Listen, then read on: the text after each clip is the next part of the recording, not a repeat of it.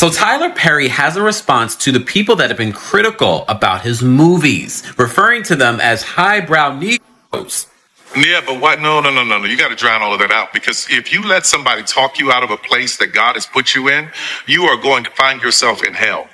I know for a fact that what I'm doing is exactly what I'm supposed to be doing, because for everyone who is a critic, I have thousands of used to be emails from people saying, this changed my life. Oh my God, you know me. Oh my God, you saw me. How did you know this about my life, my family?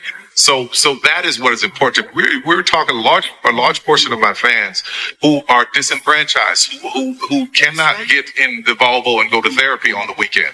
So you've got this highbrow Negro who is all up in the air with his nose up looking at everything. And then you got people like where I come from and me who are grinders, who really know what it's like, whose mothers who were caregivers for white kids and were maids. You watch that Katt Williams interview? A lot of the things that he said, he want that nigga's next. I ain't saying nothing indirectly. I'm saying your name. I'm surprised he ain't give out Social Security numbers and age. More or less, like yeah. That. Oh, that was cold-blooded. That's mad at him for telling the truth, obviously. Some of it is what I've been saying for a while with that whole Medea character. I'm like, don't get me wrong, Tyler Perry has done great things for the black acting community. But my thing is like, man, dude can't act out of dress, yo. Him and Tyler Perry can't play a man to save their life.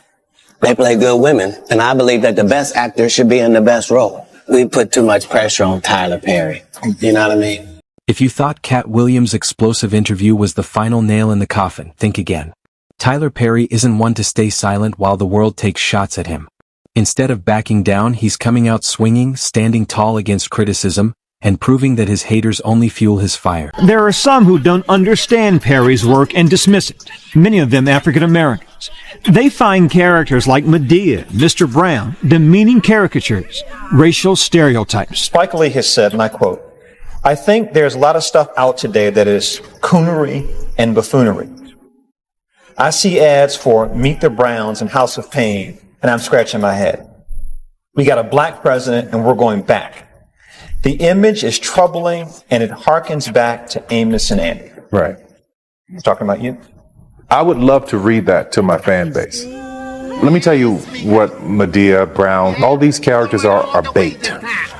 Disarming, charming, make you laugh bait. So I can slap Medea in something and talk about God, love, faith, forgiveness, family, any of those things, Mm-hmm. So, yes, that thing, that pisses me off. It really does, because it's so insulting. It's attitudes like that make Hollywood think that these people do not exist, and that's why there's no material speaking to them, speaking to us. I love that you never allowed that criticism to stop you from being able to have your authentic voice as an artist, because it does get really difficult.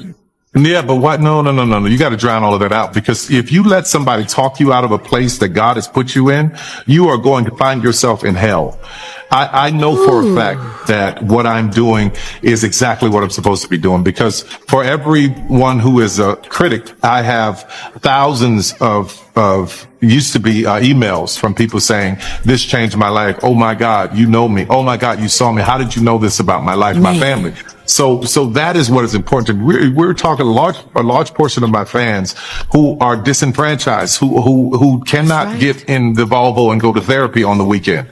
So you've got this highbrow who is all up in the air with his nose up looking at everything. And then you got people like where I come from and me who are grinders, who really know what it's like, whose mothers and who were caregivers for white kids and were maids and housekeepers and all of these beauticians that don't discount these people and say that their story don't matter. Who are you to be able to say which black story is important or should be told? Get out here with that bullshit. Yes, and that is what we come up against. It's like you said, the respectability politics that we're always pushing up against, which at the end of the day, what we are facing and what we are oppressed again, it doesn't matter how well you speak, it doesn't matter how well you walk, it doesn't matter how well you do anything. If somebody's going to not like you, they're going to not like you, period. So holding ourselves to these unbelievable standards that stop us from being able to tell our true stories and connect to one another, it only, like you said, puts us in a personal hell and doesn't allow us to really be all that we're meant to be, because we're too busy trying to fit into somebody else's idea. Listen, what I always say is don't worry about being in somebody's box, because when you die, they're going to put you in one. So you may as well just live your life outside of a box. Learned the hard way, man. I learned the hard way. It's like driving a car and things are going so well, it's 100 miles an hour, but you keep looking down here to see what's going on. You're going to run into something instead of getting to the destination. Because by the time you get to the destination, all of that noise, none of it matters. All those people who are talking, trying to it doesn't matter. Because I've seen the very same people who were my worst critics come and say, hey man, oh my God, this is amazing. Wow. It's amazing. Wow. Look what you did. How'd you do it? How'd you do it? Actually, I did it because I ignored you, right? I kept moving. Wow. You know what I mean? One of two choices. I could focus on the people and the success and the people who loved it, or I could focus on the naysayers who hate it and haters who don't really give a damn anyway. They're not there to support or to champion. They're there to be what they are, haters and noisemakers, right? I had a goal, and if your eyes are up there on a goal, and when you have noise and naysayers and people, and I've had a lot, I'm sure you have too, who are telling you what you can't do, or it's not going to work, or you should be better, or you should do this, or you should do that. And the goal is to get to a place where you are financially stable, where you can open a studio, where you can hire all of these people. If I had taken my eye off of that for 1 minute to stop to argue with this person, or stop to defend myself with this person, or stop, none of that was something I was willing to do. It's like driving a car 80 miles an hour. You're looking down at your cell phone, you're going to run into something. Keep your eye on where you're going. Let people say what they want. That's okay. You don't have to answer to everything. And let me tell you something. The hardest thing to do is to keep your mouth shut when people are saying all kinds of BS about. Let's take a moment to ask, why does Tyler Perry face so much backlash? This man built an empire from the ground up, became a billionaire mogul, and made history as the first black man to own an independent film studio. That's no small feat, so why do people still take issue with him? Much of the criticism centers around his most famous creation, Madea. While fans love her as a tough, no-nonsense grandmother, others argue that Perry leans into outdated stereotypes about black women. Critics claim his portrayal reinforces Hollywood's obsession with the sassy black woman trope, making it more harmful than empowering. Tyler Perry is the wealthiest comedian in the world, worth $1.1 billion, but for its start of his success, he's defending dressing as a woman. And Tyler Perry created the character of Madea for a theater production in 1999 called I Can Do Bad All by Myself. And 6 years later would take the character to the big screen with the movie The Diary of a Mad Black Woman, which made $51 million on a budget of $5.5 million, but Madea wasn't the main character and was more of a drama over a comedy. And because of that success a year later, Tyler Perry made Madea the star for Medea's Family Reunion, which made $63 million on a budget of $6 million, and since then the Madea movies have made $570 million. Movies have gotten a lot of criticism, with one example being director Spike Lee, who finds them offensive to black people, saying they perpetuate stereotypes. Tyler Perry went on the defense against Spike Lee, saying he based the character on his mother and said it's supposed to represent strong black women leading a family. Now the new controversy is people find Madea offensive to transgender people. The transgender activist saying Madea is part of a bigger joke of black people wearing dresses because it's funny. Tyler Perry went on the defense, saying he doesn't think Madea is offensive and too many people are out to cancel everything. Whenever a Tyler Perry movie comes out and you wonder why it's the #1 movie of the week that it's released, and you think it's horrible, it's because people hate watch it. Do you know what hate watch is? Let me tell you. So basically, it's when you watch a TV show or a movie that you know you're going to dislike just so you can criticize it. Like you enjoy watching it just to criticize it. And that's what exactly happened with Tyler Perry's recent movie, Mea Culpa. Any chart that you can think of, this movie dominated it, okay? It was at the top. So all these people are saying, oh my God, why does Tyler Perry keep making these dumb movies? It's because you guys watch it. Why doesn't Tyler Perry change the way he writes? Because y'all watch it. I felt the same way about Acrimony. Still trying to figure out how Sis got back on the boat. So if I was Tyler Perry, I wouldn't change a damn thing. He's making good money for bad movies. Yeah, so Tyler Perry, man, they was talking about, a lot of these people like Oprah, Ja Rule, Akon, who, own schools in other countries. They're trying to do stuff to help the betterment of a country, man. But, man, what are you doing to help your people, Tyler? Like, what are you doing, Tyler Perry, besides exploiting your people? Making all your shows out to be racist and make the black man look like the fool, right? While these white folks laughing at us. Cookie cutter shows, got them compromising their manhood. Man, what are you going to do for your people, Tyler? Because, hey, man, you know, it's funny how, man, when these people trying to come up, they telling that hard luck story about how they was touched on and all that stuff. And then when they make it big and got a chance to change lives, man, they drop the ball. Tyler Perry, man, I'm disappointed in you, man. Tyler Perry, man, you and Oprah, y'all get along because both y'all weird. How did you come up with the idea for Madea? I was watching Eddie Murphy do the clumps. Okay. And I thought, wow, let me try my hand at a female character. And I had just done my old man character in my first play, and it done really well. Okay. So I said, okay, I'm going to try a female character. I was only going to do it one show in Chicago, the Regal Theater, 79th Stony Island. I was scared to death the first time I do it. I didn't rehearse with the costume. I never put the costume on. Right. It was me, Brown, and Cora. We all on stage. They're like, you're not going to put the costume on? I'm like, no. Day of the show, I put it on, man. I was so crazy uncomfortable. Man. But the audience loved it. Yeah. I was just like... This debate has raged for years, and it escalated when Hollywood legend Spike Lee took aim at Perry. Lee has never been a fan of Perry's work, and he hasn't been shy about saying so. He has repeatedly criticized Perry's films in interviews, calling them lowbrow, filled with caricatures, and lacking artistic depth. There is a sense of, in our community, I remember having people come to me, and if I had interviewed the president, they say, oh, that's great, but then we'd look at our numbers. But if I had interviewed Whitney or Oprah, the numbers were much, much bigger. There's a school of thought that says, oh, we're not diversifying our imagery enough in our community yet. There are certain images, whether they be in plays or movies or music, that we flock to, whether we like to admit it or not. I'm wondering, is that just the black middle class saying, oh, no, that's not what we want, but the lot of us wanting it? Well, I mean, this is a complex subject because each artist should be allowed to pursue the artistic endeavor. But I still think a lot of stuff that's on today is coonery and buffoonery. And I know it's making a lot of money, breaking records, but we could do better. That's just my opinion. I mean, I'm a huge basketball fan, and when I watch the games on TNT, I see these two ads for these two shows, and I'm scratching my head. You know, we got a black president. You know, are we going back to Mantan Moreland and sleep and eat? Yet, if those films, I mean, we're talking about Tyler Perry at this point. No, I mean, look, I'm not saying we're talking, let's not give them fodder for tabloid. I'm not saying we're talking about Tyler Perry, but those are the shows that we're talking about. If we're talking about that, and we look at the numbers that come and see his movies, that view the shows on TBS, my question is that in fact maybe what Black America wants to see? A large part. Look, I hear a lot of no's and ahs, but a lot of people watching it. Here's the thing, though, because we've had this discussion back and forth because when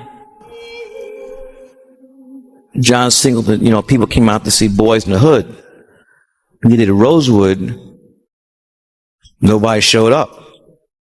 So a lot of this is on us. A lot of this is on us. You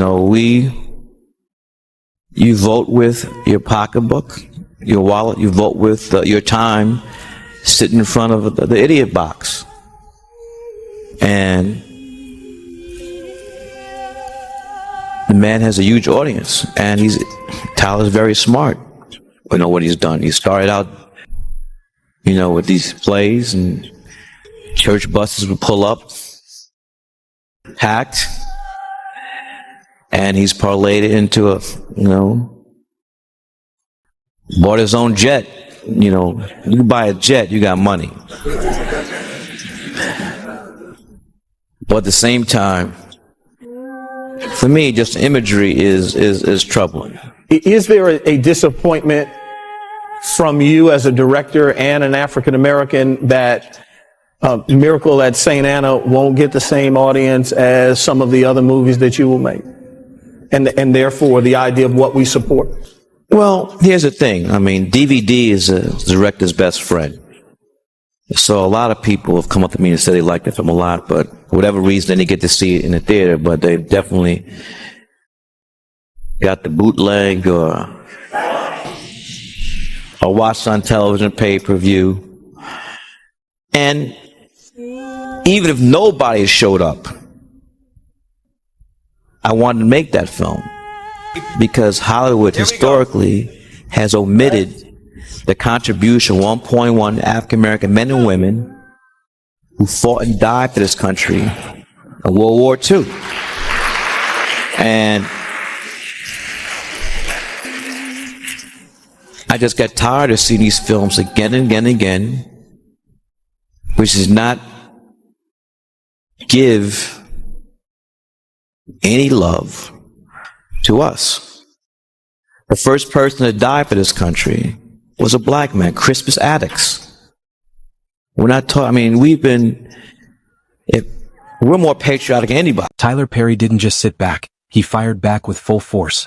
He passionately defended his creative choices, emphasizing that his work resonates with millions, especially within the black community.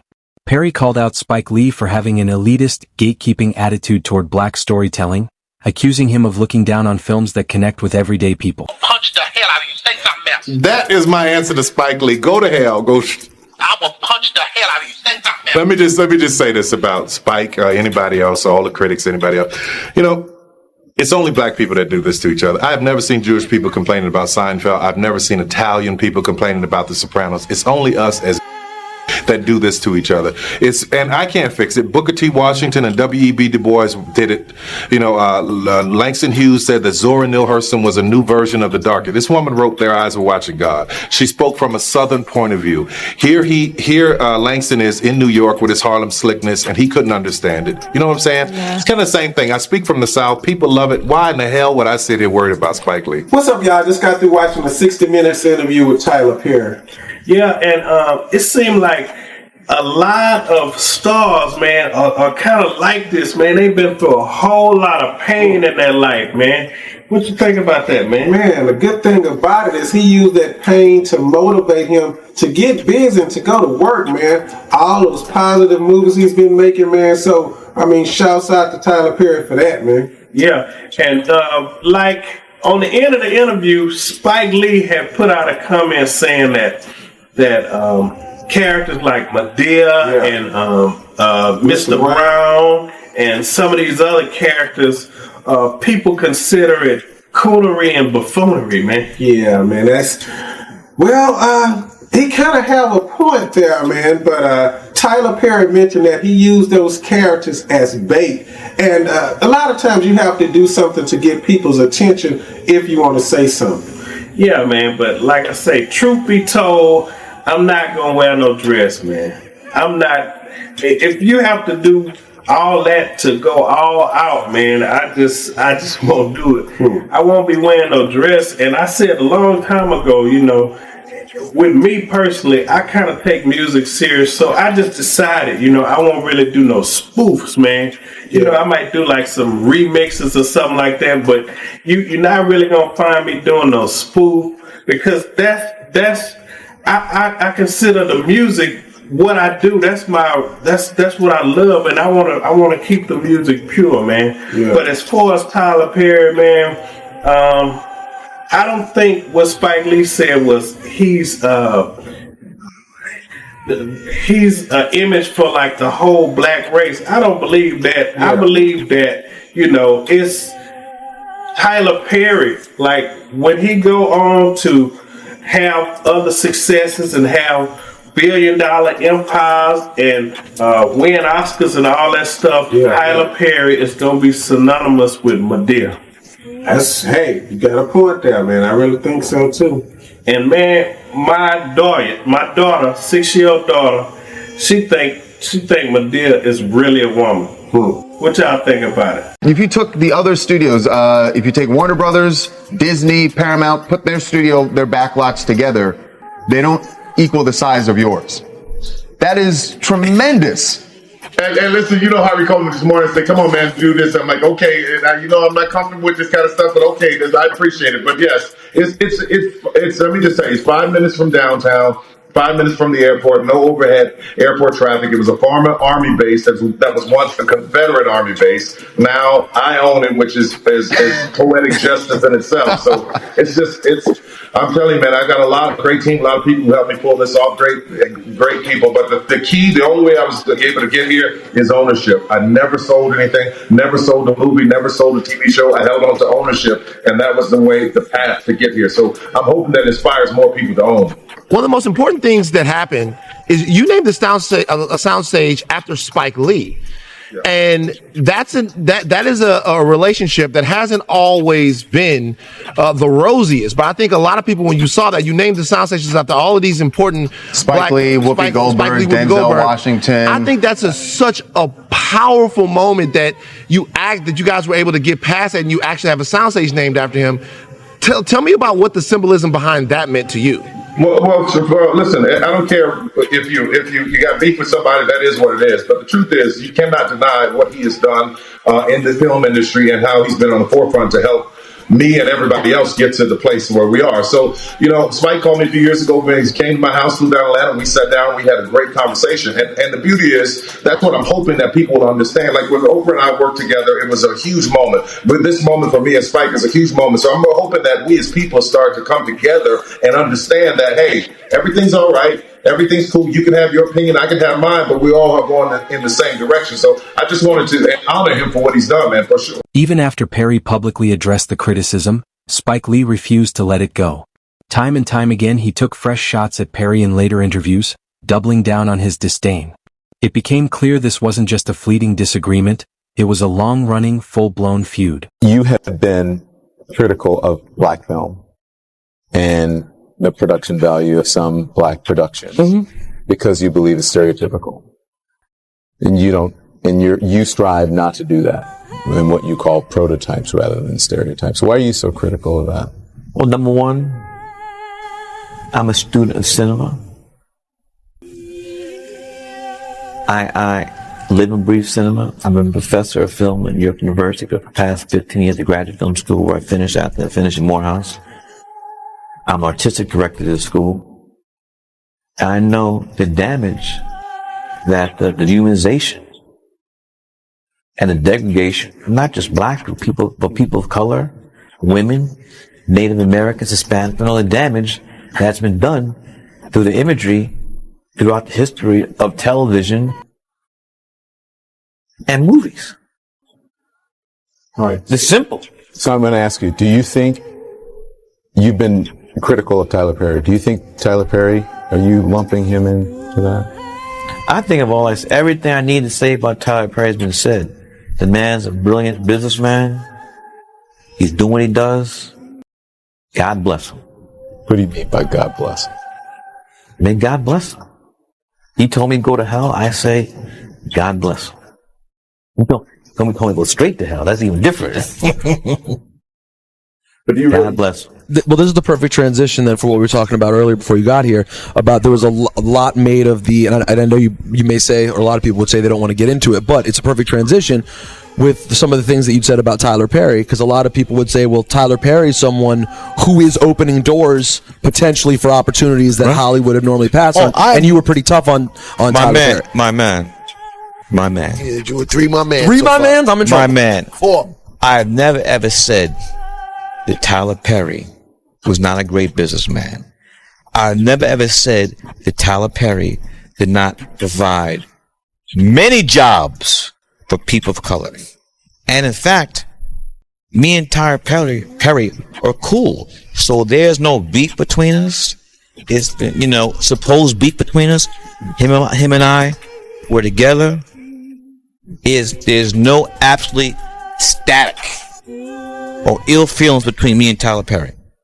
You just took exception. I think the quote was, you took exception with the content of some of his films. Yes, but I made that statement like almost 5 years ago. But here's the thing, Spike, and I take exception with his show that he does on the radio. And we might get on the radio and talk about it.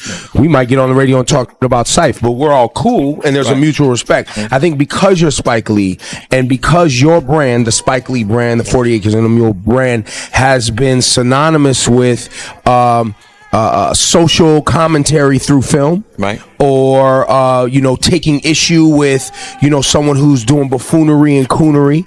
I think that when you come out and speak, it's automatically assumed that you're taking exception to someone when you're really just providing your opinion. Well, when I do say stuff like that, I always say I'm not speaking on behalf of anybody but myself. I've never, ever, ever said I'm speaking on behalf of 45 million African Americans. I say, this is my opinion, and my opinion. Recently, Perry found himself caught in another controversy, Diddy's infamous Hollywood parties. As Diddy's legal troubles spiraled into a full-blown scandal, the internet started digging into past attendees and Perry's name surfaced. Some claimed he was a frequent guest at Diddy's secretive late-night events, but Perry shut down the rumors fast. He made it clear he had nothing to do with that lifestyle and refused to let his name be dragged into the mess. Rumor that have been going on about my relationship status, let me make it clear to you all. I'm not gay. For those of you spreading rumor Jalla Kelly because you find out I'm gay, that's a big lie. Because I saw you at a Diddy party, Tyler. And you were having a glorious time.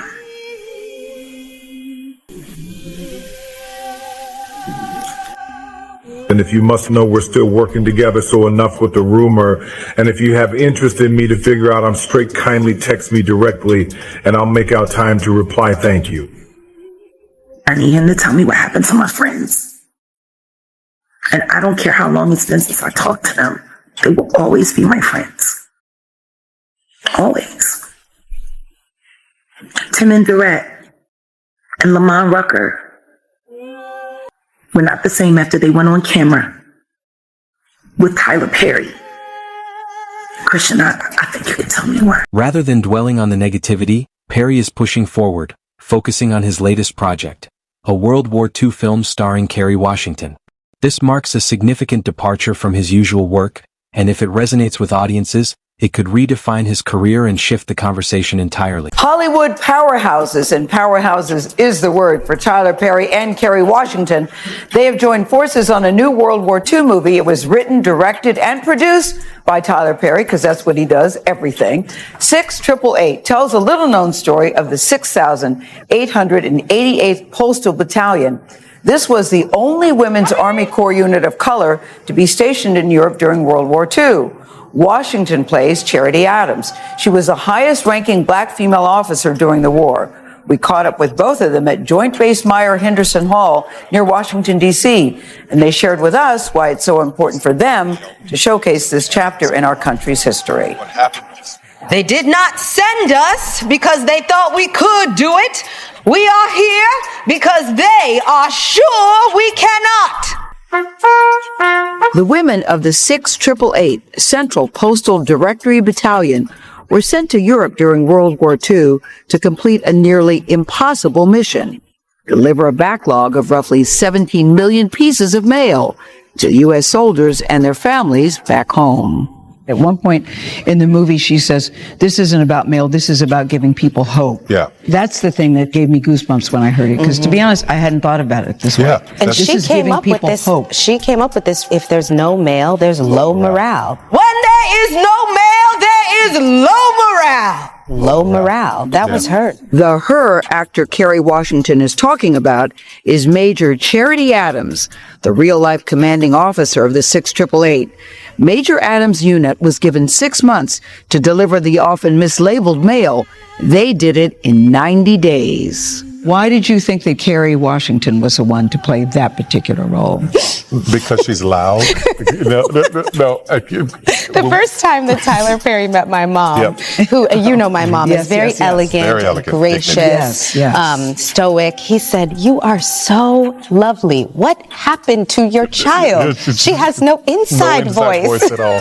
So I knew she could command the room, but I also knew that as an actor, she hadn't had those opportunities to show all the range. So I thought, let's show the world that there's something so different here from you. I know they know Olivia Pope, I got it, but when we're done, they're going to see no one but Charity Adams. From the time she literally comes into focus on the screen, you go, whoa, that's somebody we need to follow. You have to stand up straight. Posture is important. One of my favorite scenes, I got really choked up watching it, was when they landed. And the way they marched and the pride in which they marched and the way the people were looking at them. You called Debbie Allen for that scene. Company, hold! I did, because when I saw the historic footage. This really happened, yes. Yeah, when I saw the historic footage, I was blown away that every arm swing, every shoe, from heel to toe was perfect. And I'm like, Tyler, you need a choreographer. You need a dancer who understands 1, 2, 3, 1, 2, 3. Did you say that to yourself, Tyler? I did. I talked to, no, I said something else. Did you talk to Tyler Perry? I said something else, but I can't say it on CBS. But so I called Debbie and having her, she immediately got it. I got it. And left, right, left. She was the real Charity Adams behind the scenes. 1,000%. 1,000%. She walked around that bullhorn, and I said left. What are you doing? You're on the wrong foot. Practice staying at attention.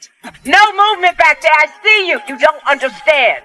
I remember one time a girl put her salute up a little bit late, and Debbie said, "You are late. You are half hour late." I said, "We haven't even been here. We just got here 10 minutes. Debbie, what are you doing? Wow. Half hour late. She said it out loud in front of people. On the bullhorn. Debbie's old school training. She said, "Don't make me look bad." Yes.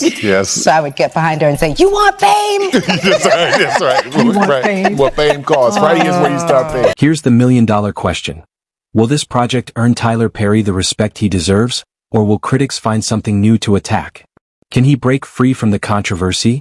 Or is he destined to remain a lightning rod in Hollywood? Let us know in the comments, and don't forget to subscribe for more updates. Until then, fam, keep it real.